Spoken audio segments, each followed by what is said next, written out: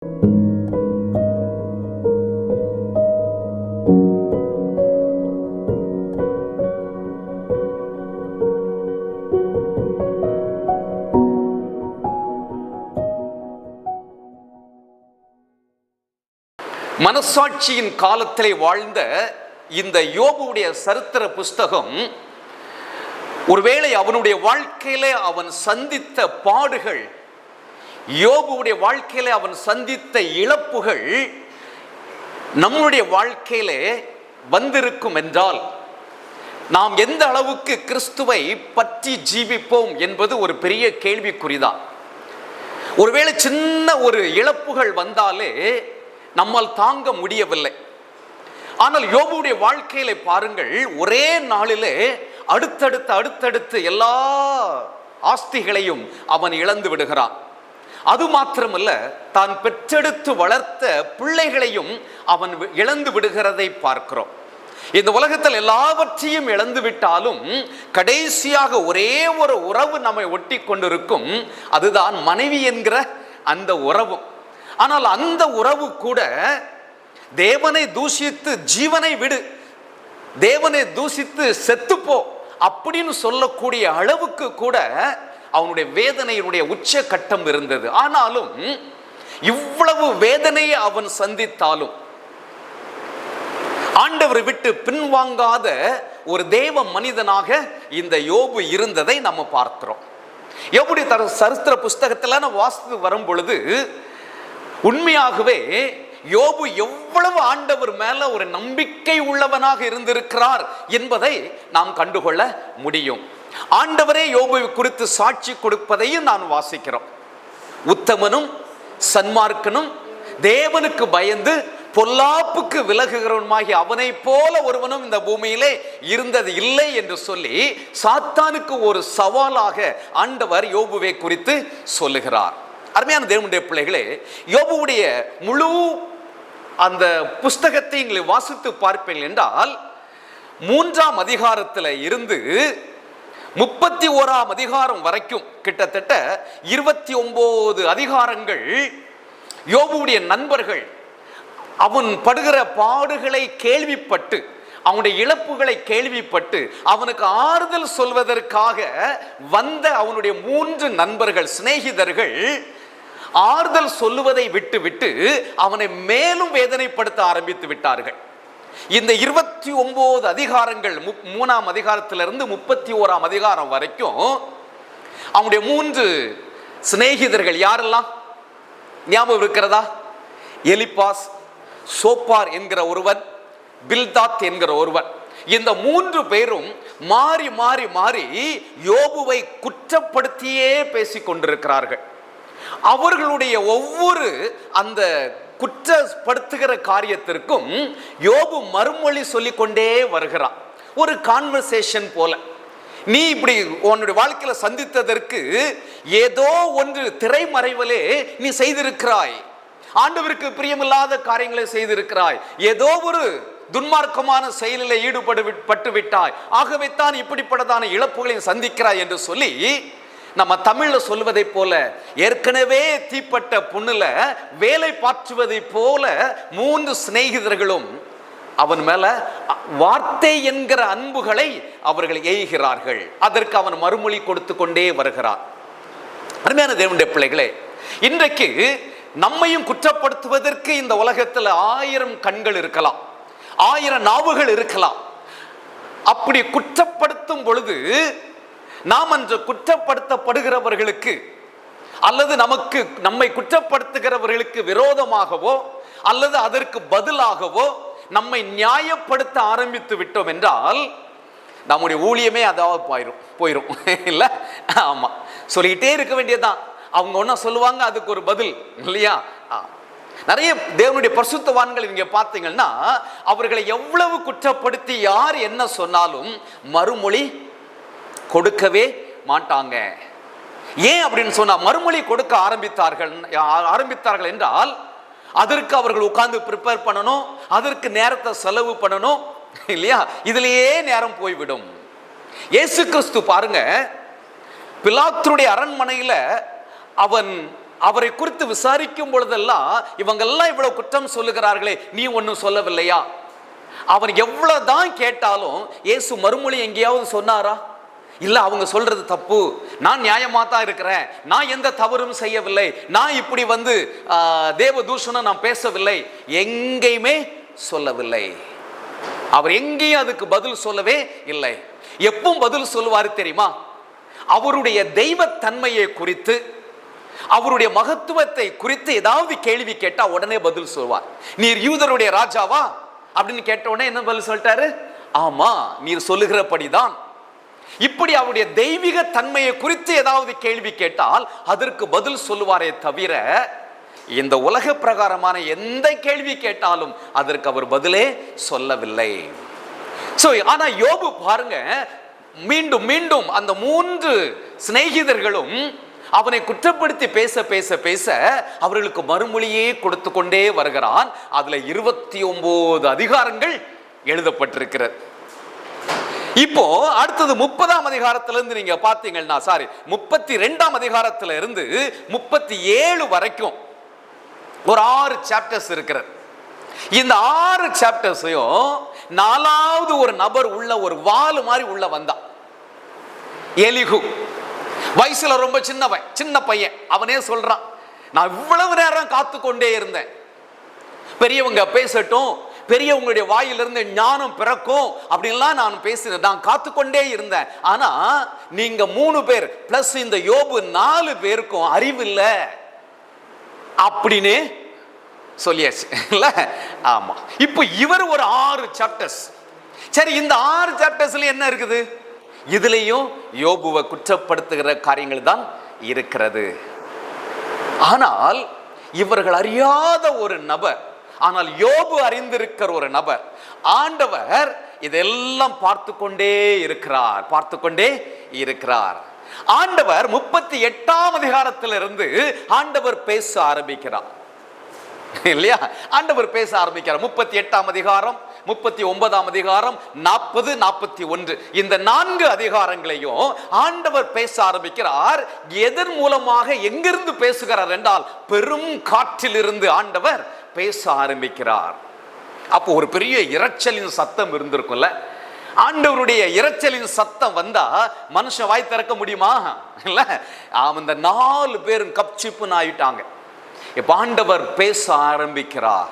ஆண்டவர் பேச ஆரம்பிக்க யோபுவும் சொல்லுகிறான், ஆண்டவரே, நான் மறுமொழி கொடுத்ததும் தப்பு தான், என் வாயை என் கையினால் என்ன பண்ணிக்கிறேன், பொத்திக்கிறேன் அப்படின்னு சொல்லுகிறான். அருமையான தேவனுடைய பிள்ளைகளே, இந்த ஆண்டவர் பேசின இந்த காரியங்கள் எதை குறித்து ஆண்டவர் பேசுகிறார் என்றால், அவருடைய சிருஷ்டிப்பின் மகிமை, எப்படி இந்த வானத்தை பூமி அவர் உண்டாக்கினார், அவர் உண்டாக்கின ஒவ்வொரு சிருஷ்டிகளுடைய மகிமை எப்படி, ஒவ்வொன்றையும் வித்தியாசமான குணாதிசயங்களோடு, வித்தியாசமான பலன்களோடு, வித்தியாசமான பலவீனங்களோடு ஆண்டவர் உருவாக்கின அவர் சிருஷ்டியுடைய மகிமையை குறித்தே ஆண்டவர் பேசி வருகிறார்.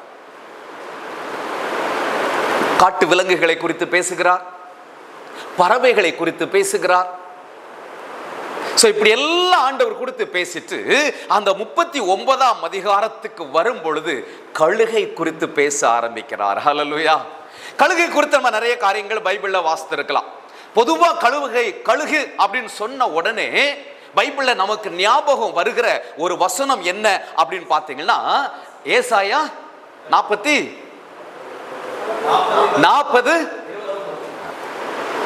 கர்த்தருக்கு காத்திருக்கிறவர்களோ புது பலன் அடைந்து கழுகுகளை போல சட்டைகளை எடுத்து எழும்புவார்கள், அவர்கள் ஓடினாலும் இளப்படையார்கள், நடந்தாலும் சோர்ந்து போகார்கள். இந்த வசனத்தை அடிக்கடி நம்ம பிரசங்கத்துல கேட்டிருப்போம். கழுகு ஒரு வித்தியாசமான ஒரு பறவை தான். அந்த கழுகை குறித்து ஆண்டவர் பேசும் பொழுதுதான் நம்ம வாசித்த அந்த பகுதியில, உன் கற்பனையினாலே கழுகு உயர பறந்து உயரத்தில் தன் கூட்டை கட்டுமோ, அது கண்மலையிலும் கண்மலையின் சிகரத்திலும் அரணான ஸ்தலத்திலும் தங்கி வாசம் பண்ணும் என்று ஆண்டவர் சொல்லுகிறார். இந்த கழுகு தங்கி இருக்கிற இடம் மனுஷ சஞ்சாரம் அற்ற ஒரு பாதுகாப்பான ஒரு இடம். அந்த இடத்தினுடைய பேர் கண்மலை. மலையிலேயே இன்னும் உள்ள போனா பாதுகாப்பான ஒரு இடம் கன்மலை. இயேசு கிறிஸ்துவுக்கு அழகான ஒரு பெயர் இருக்கிறது. என்ன பெயரு? கன்மலையாகிய கிறிஸ்து, the solid rock. பாதுகாப்பான ஒரு இடம், யாரும் வந்து சேதப்படுத்த முடியாத ஒரு இடம் தான் கன்மலை. அங்கதான் தன்னுடைய வாசஸ்தலத்தை அது கட்டுகிறது. அங்க இருந்து தனக்கு இறையை ஏது கண்ணோக்கி பார்க்கிறது. அப்ப எவ்வளவு தூரம் அதனுடைய பார்வை இருக்கும் என்று சொல்லி பாருங்கள். அங்கே இருந்து இறையை நோக்கும், அதன் கண்கள் தூரத்திலிருந்து அதை பார்க்கும், அதன் குஞ்சுகள் இரத்தத்தை உறிஞ்சும், பிணம் எங்கேயோ அங்கே கழுகு சேரும் என்றார். அருமையான தேவனுடைய பிள்ளைகளே, இந்த நாளிலே தியானத்திற்காக நான் எடுத்திருக்கிற வார்த்தை பிணம் எங்கேயோ அங்கே கழுகு சேரும்.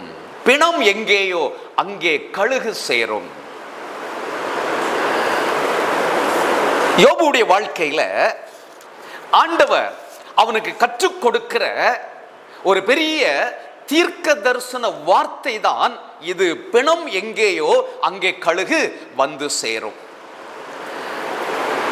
ஒரு பிணம் இருக்குதுன்னா, காட்டுல ஒரு யானை செத்து போச்சுன்னு வைங்களேன், எந்த ஒரு கழுகுக்கும் செய்தி அனுப்ப வேண்டிய அவசியம் இல்லை, டெலகிராம் அடிக்க வேண்டிய அவசியம் இல்லை, கடிதம் போட வேண்டிய அவசியம் இல்லை, போய் சொல்ல வேண்டிய அவசியம் இல்லை. ஒரு மிருகம் இறந்து விட்டால் அது கன்மலையில எவ்வளவு உயரமான இடத்துல இருந்தாலும் உடனடியாக அதற்கு தெரிந்துவிடும். அந்த இடத்துல கழுகு வட்டமிட ஆரம்பிக்கும். இதை ஒரு தேவனுடைய மனிதர் இவ்வாறாக சொல்லுகிறார். ஏன் யோபு மனசாட்சியின் காலத்தில் வாழ்ந்தவர். அந்த ஆதியாகமம் 1ஆம் அதிகாரம் 1-2 வசனங்களுக்கு பின்பதாகவே யோபுடைய சரித்திரம் எழுதப்பட்டிருக்க வேண்டும் என்று வேத பண்டிதர்கள் சொல்லுகிறார்கள். அப்படி மனசாட்சியின் காலத்தில் வாழ்ந்த அந்த யோபுவுக்கு இந்த வார்த்தை பிணம் எங்கேயோ அங்கே கழுகு வந்து சேரும் என்று சொல்லப்பட்டிருக்கிறதே, இதனுடைய ரகசியம் என்ன என்று அந்த வேத பண்டிதர் என்ன சொல்லுகிறார் என்றால், இயேசு கிறிஸ்துடைய முதலாம் வருகை இந்த பூமியில அவர் வாழ்ந்து ஜனங்களுக்கு போதனை செய்து தன்னுடைய வாழ்வை சிலுவையிலே அவர் மரிக்கிற அந்த செயல்தான் பிணம் எங்கேயோ அங்கே கழுகு வந்து சேரும் என்ற அந்த வாசகம் சொல்லப்பட்டது என்று சொல்லுகிறார்கள். அருமையான தேவனுடைய பிள்ளைகளே, யோபு வாழ்ந்த காலம் எங்க இருக்கிறது? இயேசு கிறிஸ்து இந்த உலகத்திற்கு வந்த காலம் எங்க இருக்கிறது? ஆவியானவர் பாருங்க, அன்றைக்கு ஜலத்தின் மேல் அசைவாடி கொண்டிருந்த ஆவியானவர் எத்தனையோ காலங்கள் கடந்து நடக்க போகிற இந்த உலக ஜனங்களை மீட்பதற்காக வருகிற மேசியாவுடைய ஒரு மரணம் எப்படி ஜனங்களை தன் பக்கமாக இழுத்துக்கொள்ளும் என்பதை அன்றைக்கு யோபுவுக்கே ஆண்டவர் வெளிப்படுத்துகிறார். ஆவியானுடைய செயல்பாடுகள் உண்மையாகவே ஆச்சரியமானவைகள், நம்முடைய சின்ன மூளைக்கு அது எட்டாதவைகள். இயேசு கிறிஸ்து அவர் உயர்த்தப்படும் பொழுது எல்லாரையும் தன் பக்கமாக இழுத்துக் கொள்வார் என்று வேதம் சொல்லுகிறது. அவர் சிலுவையிலே தன் ஜீவனை விட்ட பொழுது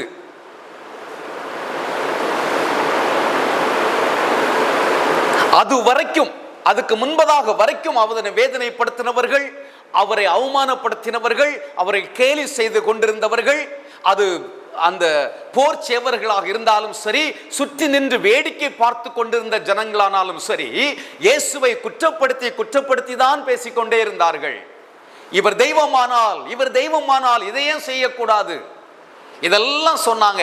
சிலுவையிலே கூட அறையப்பட்டிருந்த ஒரு கள்ளனும் அதை சொல்லுகிறான், நீ கிறிஸ்துவானால் உன்னையும் என்னையும் ரட்சித்துக்கொள். ஏளனமான வார்த்தைகள் பேசப்பட்ட ஒரு நேரம்.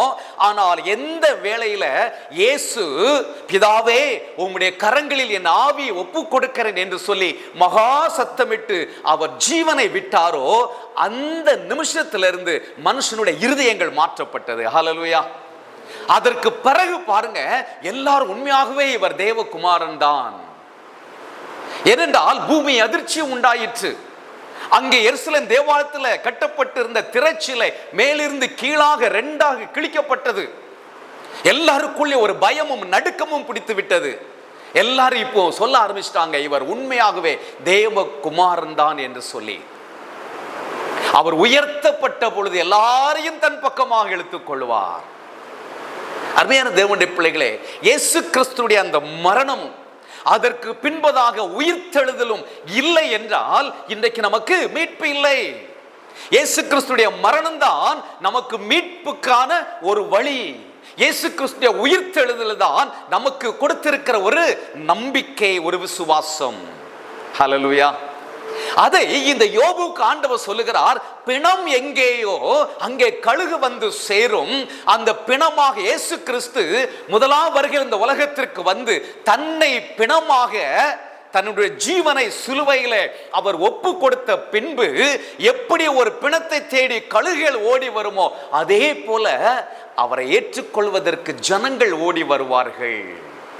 அருமையான தேவனுடைய பிள்ளைகள், இது அவருடைய முதலாம் வருகை. இந்த உலகத்துல அவர் மனுஷகுமாரனாக வந்ததை குறித்தும், அந்த மனுக்குலம் மீட்புக்காக அவர் சிலுவையிலே தன்னை பிணமாக ஒப்பு கொடுத்ததை குறித்தும் அது சொல்லுகிறது. இதே வசனம் மத்தேயு எழுதின சுவிசேஷத்துல 24ஆம் அதிகாரத்துல இயேசு கிறிஸ்துவும் சொல்லுகிறார். மத்தேயு எழுதின சுவிசேஷத்தை நாம திருப்பி வைத்துக் கொள்ளலாம்.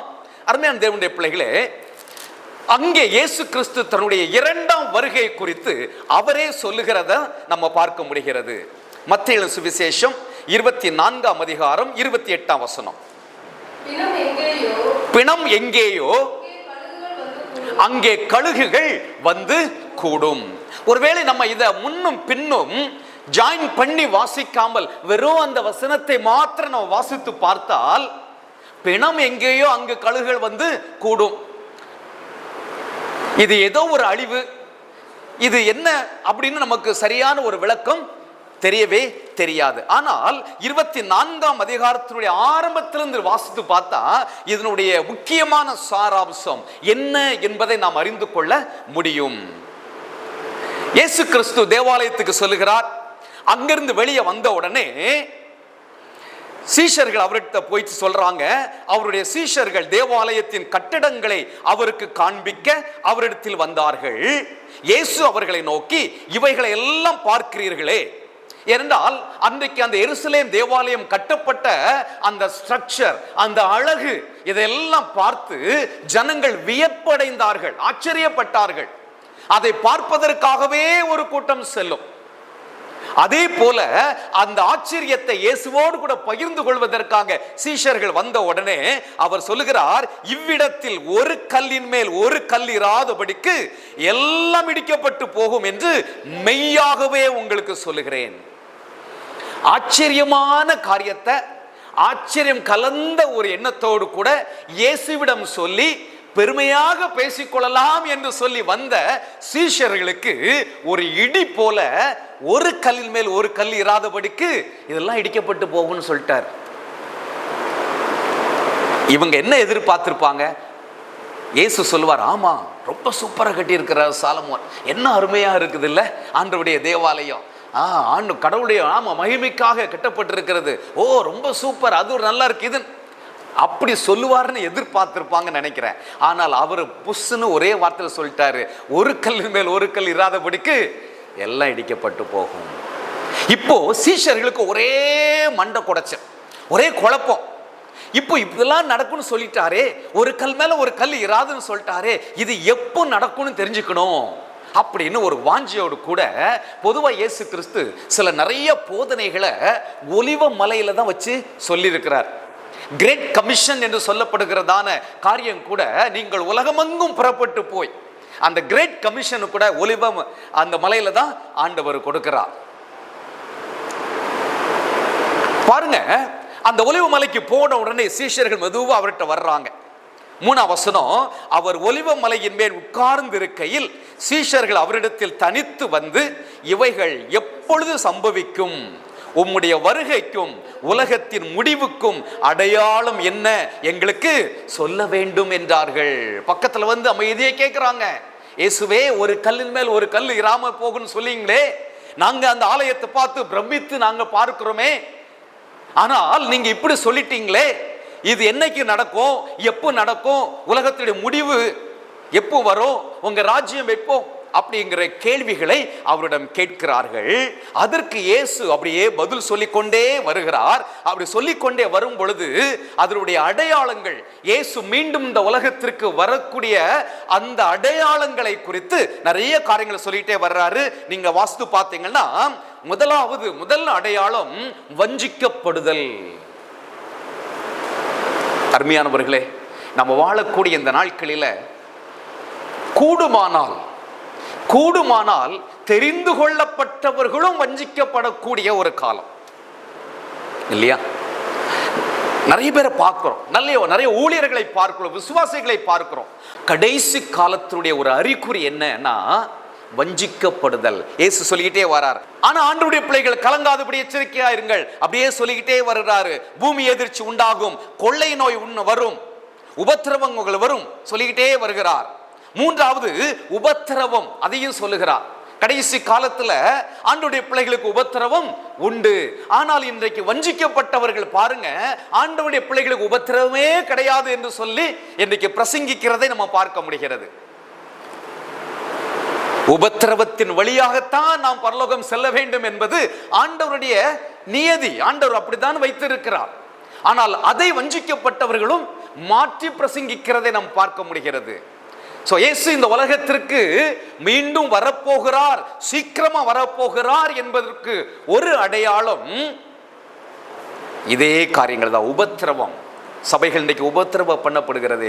நம்ம ஜெபம் பண்ணணும் இல்லையா? ஆண்டவருடைய பிள்ளைகள் உபத்திரவம் இருக்கிறது. ஆண்டவர் சொல்லியிருக்கிற உபத்திரவம் இருக்கும், ஆனாலும் எச்சரிக்கையா இருங்க, கலங்காதீங்க அப்படின்னு சொல்லுகிறார். அடுத்து நீங்க தொடர்ந்து நீங்க பார்த்தீங்கன்னா, நாலாவதா கள்ள தீர்க்கதரிசிகள் எழும்புவார்கள். ஆண்டவருடைய நாமத்தை தரித்துக் கொண்டே கள்ள தீர்க்கதரிசிகள் எழும்புவார்கள். ஒரு கூட்ட ஜனங்கள் கள்ள தீர்க்கதரிசிகளை நம்பி மோசம் போவார்கள்.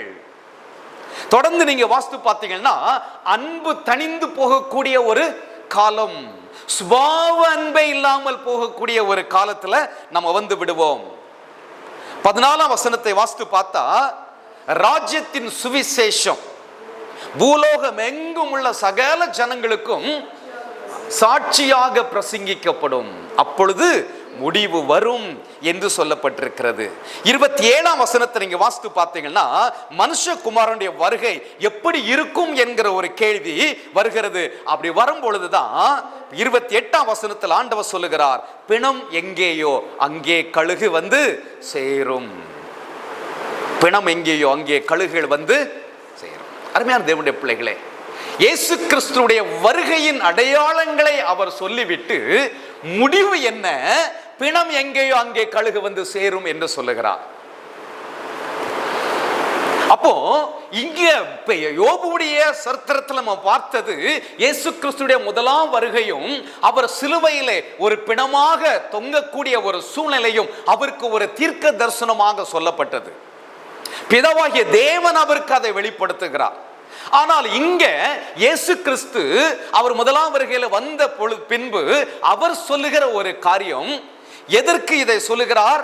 சீஷருடைய கேள்வி, உம்முடைய ராஜ்யம் எப்போ வரும், உலகத்தினுடைய முடிவு எப்போ என்று சொல்லும் பொழுது அந்த கேள்விகளுக்கு பதிலாக அவர் பல காரியங்களை சொல்லிவிட்டு முடிவு எப்போ வரும் என்பதை அவர் சொல்லும் பொழுது, பிணம் எங்கேயோ அங்கே கழுகு வந்து சேரும் என்று சொல்லுகிறார். அருமையான தேவனுடைய பிள்ளைகளே, அப்படி என்றால் ஆண்டவருடைய வருகையில எப்படி ஒரு பிணம் இருக்கிற இடத்துல கழுகு வந்து சேருமோ, பலருக்கு நிறைய கேள்விகள் இருக்கிறது. ஒரு நாள் எனக்கும் அந்த கேள்வி வந்தது. என்னன்னா, ஆண்டவருடைய நியாய தீர்ப்பு, வெள்ளாடு செம்மறியாடு என்று பிரிக்கிற காரியங்கள், வலது பக்கம் இடது பக்கம், பரலோகம் நரகம், இந்த ஜட்ஜ்மெண்ட், இதெல்லாம் நம்ம வேதத்தில் வாசிக்கிறோமே, இதை உலகத்தோடு கூட ஒப்பிட்டு நம்ம பார்த்தா, இன்றைக்கு பாருங்களேன், நம்முடைய தமிழ்நாட்டில் இருக்கிற ஒரு ஹை கோர்ட்ல ஆயிரமான கேசஸ் பெண்டிங்ல இருக்கு. 10 வருஷம் 25 வருஷம் 30 வருஷம் என்ன விசாரிக்க முடியாமல் அதை விசாரித்து விசாரித்து விசாரித்து அப்படியே பெண்டிங்ல வச்சு இன்னும் ஒரு தீர்ப்பு கூற முடியாத கேசஸ் ஆயிரக்கணக்காக இருக்கிறது. அதை முடிக்கணும்னு சொல்லி தான் மதுரையில இன்னொரு கிளை ஆரம்பிச்சாங்க இல்லையா? ஆமா, தமிழ்நாட்டில் மட்டும்தான் 2 ஹைகோர்ட் இருக்குது. ஆனாலும் இன்னும் பெண்டிங்கான கேஸ் முடிக்கப்படவில்லை. அப்படி இருக்கிற ஒரு சூழ்நிலையில உலகம் ஆரம்பித்த ஆண்டு முதல் அல்லது மனுக்குலம் ஆரம்பித்த ஆண்டு முதல் இத்தனை ஆண்டுகள், எத்தனையோ யுகங்கள் கடந்து விட்டது. லட்ச லட்ச லட்ச லட்ச லட்சம் கோடி ஜனங்கள் வாழ்ந்து மரித்து விட்டார்கள். இப்பொழுதும் கோடிக்கணக்கான ஜனங்கள் வாழ்ந்து கொண்டிருக்கிறார்கள். இன்னும் வாழ போகிறார்கள். இன்னும் ஜனங்கள் கோடி கோடியாக பிறக்க போகிறார்கள். அப்போ எண்ணிக்கை கடங்காத இத்தனை ஜனங்களையும் எப்படி நியாயம் விசாரிப்பார்? ஒரு கேள்வி வருகுதா இல்லையா? நம்ம சில நேரங்கள் நாடகத்தில் நம்ம பார்ப்போம். ஒரு தேவதூதர் பெரிய ஒரு புக் வச்சிருப்பாரு.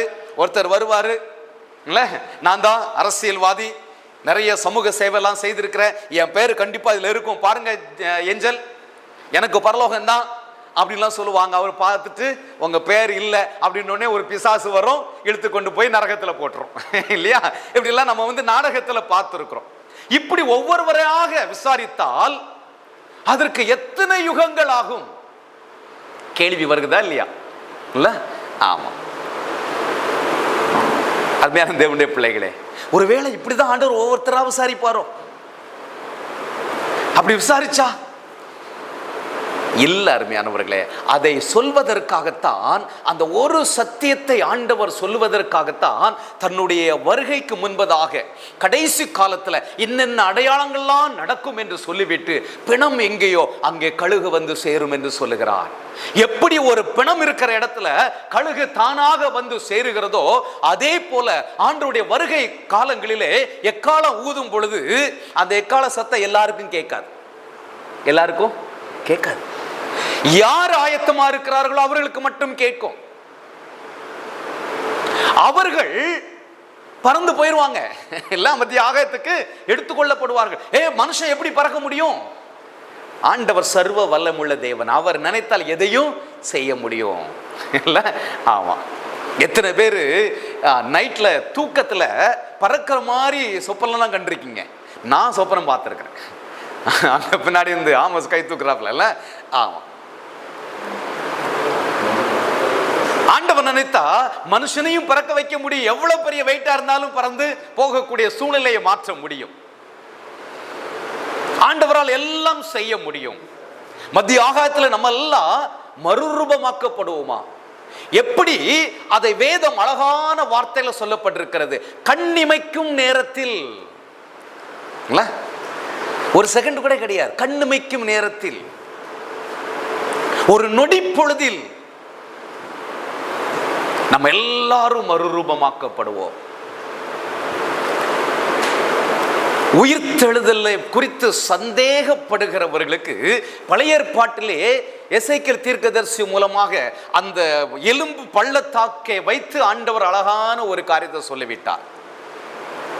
எலும்புகள் எப்படி ஒன்றோடு ஒன்று இணைந்து ஒரு மனித ரூபம் எடுக்கிறது என்பதை அங்கே அழகாக நமக்கு ரூபகாரப்படுத்தி சொல்லப்பட்டிருக்கிறது. உயிர்த்தெழுத நாட்களில் அதெல்லாம் நடக்கும். அந்தந்த எலும்போடு கூட அந்தந்த எலும்புகள் போய் சேர்ந்து கொள்ளும். இதெல்லாம் எப்படி நடக்கும் அப்படிங்கிற அவிசுவாசம் நமக்கு வேண்டிய அவசியம் இல்லை. ஆண்டவரால் எல்லாம் செய்ய முடியும். எப்படி பிணம் இருக்கிற இடத்துல ஒரு கழுகு தானாக வந்து சேருகிறதோ, அதே போல ஆண்டவருடைய வருகையில எல்லாம் அது அப்படியே நடக்கும். வேதம் சொல்கிறது, சமுத்திரம் தன்னிடத்தில் உள்ளவர்களுடைய கணக்கை கொண்டு ஒப்புவிக்குமாம், வனாந்தரம் அது கணக்கு ஒப்புவிக்கும். எல்லாமே அது கணக்கு ஒப்புவித்து விடும். எல்லாம் தானாக நடைபெறும். ஒரு நொடி பொழுதில, ஒரு கனப்பொழுதில, ஒரு கண் சிமிட்டுகிற நேரத்தில், கண்ணிமைக்கு நேரத்தில், சடுதியாய், இதெல்லாம் பைபிள்ல பயன்படுத்தப்பட்டிருக்கிற வார்த்தைகள். ஆண்டவர் வருகிற நாட்களிலே நியாய தீர்ப்பு எப்படி நடக்கும்? ஒருவேளை ஆண்டவர் வெள்ளை சிங்காசனத்துல அவர் உட்கார்ந்திருந்து நியாய தீர்ப்பு கொடுத்தாலும், நான் நரகத்துக்கு போக வேண்டும் என்று வாஞ்சித்தாலும், அல்லது என் ஆத்துமா பரலோகத்துக்கு போக வேண்டும் என்று வாஞ்சித்தாலும், நான் ஆண்டவருடைய பிள்ளையாக இந்த உலகத்திலே வாழாத பட்சத்திலே நான் எவ்வளவு வாஞ்சித்தாலும் என்னால் அந்த பரலோகத்துக்கு போக முடியாது. நான் ஆண்டவருடைய பிள்ளையாக வாழ்ந்திருந்தால் நான் எவ்வளவுதான் நரகத்துக்கு நேராக நான் போகணும்னு நினைச்சாலும் என்னுடைய ஆத்மா எங்க தான் போகும்? பரலோகத்துக்கு தான் போகும். துன்மார்க்கமாக வாழ்ந்தவன் நான் பரலோகத்துக்கு போகணும்னு சொல்லி அவன் வாஞ்சித்தாலும் அவன் சரீரம், அவனுடைய மறுரூபமாக்கப்பட்ட சரீரம் அங்க போகாது, அது நரகத்துக்கு நேராக போகும். எல்லாமே ஒரு இமைப்பொழுதுல நடந்து முடிந்து விடும். பிணம் எங்கேயோ அங்கே கழுகுகள் வந்து கூடும். அருமையான தேவனுடைய பிள்ளைகளே, நம்ம வாழ்கிற ஒரு கடைசி காலம்தான். நம்ம வாசித்த இந்த பகுதிகள் எல்லாமே இந்த நாட்களில் நடைபெற்று வருகிறதை நம்ம பார்க்கிறோம். வஞ்சிக்கிற ஆவிகள் இன்றைக்கு தாராளமாக கிறிஸ்தவத்துக்குள்ள உலாவி வருகிறதை பார்க்கிறோம். தெரிந்து கொள்ளப்பட்டவர்களும் ஆண்டவரால் பயன்படுத்தப்பட்டவர்களும் கூட வஞ்சிக்கப்படக்கூடிய ஒரு சூழ்நிலை இந்த நாட்களிலே இருக்கிறது. நாம் எச்சரிக்கையாக இருக்க வேண்டியது அவசியம். யுத்தங்கள், எங்க பார்த்தாலும் யுத்தங்கள். இன்றைக்கு ராஜ்யத்துக்கு விரோதமாக ராஜ்யம், ஜனத்துக்கு விரோதமாக ஜனம், ஏன் குடும்பத்திற்குள்ளேயே சமாதான குறைவுகள், பிரச்சனைகள், போராட்டங்கள் நாளுக்கு நாள் பெருகிக் கொண்டே வருகிறது. பஞ்சம் ஒரு பக்கம் அதிகமான ஆகாரங்கள் இருக்கிறது, இன்னொரு பக்கம் ஆகார குறைவுகள். ஒரு பக்கம் நல்ல மழையினால மக்கள் ஆசீர்வதிக்கப்படுகிறார்கள், இன்னொரு பக்கம் மழையினால அழிக்கப்படுகிறார்கள். பூகம்பங்கள், பூமி எதிர்ச்சிகள் எந்த காலத்திலும் இல்லாத அளவுக்கு இன்றைக்கு பெருகிக் கொண்டே வருகிறதை பார்க்கிறோம். ஆண்டவருடைய பிள்ளைகளுக்கு உபத்திரமும் வந்து கொண்டே இருக்கிறது. உபத்திரவத்தை சந்திப்பதற்கு சபை இன்றைக்கு ஆயத்தப்படாத ஒரு சூழ்நிலையில் இருக்கிறதை நம்ம பார்க்க முடிகிறது. இதெல்லாம் ஆண்டவருடைய வருகைக்கான அடையாளங்கள் என்று இயேசு சொல்லுகிறார். ஆகவே இங்கு உட்கார்ந்து கொண்டிருக்கிற நாம் அனைவரும் இதெல்லாம் பார்த்து கலங்க வேண்டிய அவசியம் இல்லை. ஆண்டவர் 27ஆம் அதிகாரத்தில் 24ஆம் அதிகாரத்தில் அவர் சொல்லிக்கொண்டே வருகும் பொழுது கலங்க வேண்டாம், ஆனா எச்சரிக்கையா இருங்கள் என்கிற வார்த்தை பயன்படுத்துகிறார். இதை பார்த்து இப்படிலாம் நடக்குது என்று சொல்லி பயப்படவோ கலங்கவோ வேண்டிய அவசியம் இல்லை. ஆனால் நாம் எச்சரிக்கையாக இருக்க வேண்டியது அவசியம். ஆண்டவருடைய ராஜ்யம் இந்த உலகத்திற்கு வர வேண்டும் என்றால் கடைசியாக இயேசு சொல்வதை போல அவருடைய ராஜ்யத்தின் சுவிசேஷம் பூலோகம் எங்கும் சாட்சியாக பிரசங்கிக்கப்பட வேண்டும். இன்றைக்கு நம்முடைய இந்திய தேசத்திலே அருமையான தேவனுடைய பிள்ளைகளே, எத்தனை கிராமங்களிலே ஆண்டவருடைய சுவிசேஷம் அறிவிக்கப்படவில்லை. இயேசு என்கிற நாமம் இன்றைக்கு எத்தனை ஜனங்களுக்கு தெரியாது தெரியுமா? அதான் ஒரு தேவனுடைய மனுஷன் சொன்னாரு, உஷா மிஷின் எல்லாருக்கும் தெரியுது, ஆனா இயேசு மசி யாருக்கும் தெரியல. இன்னைக்கு வட இந்தியாவில் இயேசு அப்படின்னு ஒரு தெய்வம் இருக்குதா அப்படிங்கிறதை ஆச்சரியப்பட்டு கேட்கக்கூடிய சூழ்நிலைகள் இன்னைக்கு வட இந்தியாவில் இருக்கத்தான் செய்கிறது. ஆகவே ஆண்டவருடைய சுவிசேஷம் இந்த பூமி முழுவதும் சாட்சியாக பிரசங்கிக்கப்படும். அப்பொழுது முடிவு வரும் என்று சொல்லி வேதம் சொல்லுகிறது. அப்படி முடிவு வரும் பொழுது பிணம் எங்கேயோ அங்கே கழுகு வந்து சேர்வதைப் போல ஆண்டவருடைய ராஜ்யத்துக்கு போகக்கூடியவர்கள், நரகத்துக்கு போகக்கூடியவர்கள், வலப்பக்கம் உள்ளவர்கள், இடது பக்கம் உள்ளவர்கள், வெள்ளாடு செம்மறியாடு என்கிற அந்த காரியங்கள் எல்லாமே தானாகவே அது நடைபெறும். அருமையான தேவனுடைய பிள்ளைகளே, இன்றைக்கு நானும் நீங்களும் ஆண்டவருடைய வருகைக்காக ஆயத்தப்படுவது ஒரு பக்கம் இருந்தாலும் இன்னொரு பக்கம் நம்மை சார்ந்தவர்களை நாம் ஆயத்தப்படுத்த வேண்டியதும் அவசியமாக இருக்கிறது. ஆண்டவருடைய சுவிசேஷத்தையும் நாம் அறிவிக்க வேண்டிய அவசியமாக இருக்கிறது. அதுதான் ராஜ்யத்தினுடைய ஒரு அவசர கால பிரகடனமாக ஆண்டவருடைய சுவிசேஷத்தை நாம் அறிவிப்பதற்கு அழைக்கப்படுகிறோம். ஆண்டவரை அறிந்து கொள்வது மாத்திரமல்ல, அவருடைய அன்பை நாம் ருசித்திருப்போம் என்றால் அந்த அன்பை அநேகர் ருசிப்பதற்கு நாம் ஒரு வாய்க்காலாக பயன்படும் பொழுது ஆண்டவருடைய வருகை அதிசீக்கிரமாக வரும். நமக்காக அவர் ஒரு ஸ்தலத்தை ஆயத்தப்படுத்தி கொண்டிருக்கிறார். கைவேலை இல்லாமல் கட்டப்பட்ட ஒரு அழகான மாளிகை. ஸோ அங்கே நமக்காக ஒரு இடத்தை அவர் ஆயத்தப்படுத்தி வைத்திருக்கிறார். அந்த இடத்தை சுதந்திரித்துக் கொள்வதற்கு நம்மை ஆயத்தப்படுத்துவோம். ஆண்டவர் நம்மை ஆசீர்வதிப்பாராக.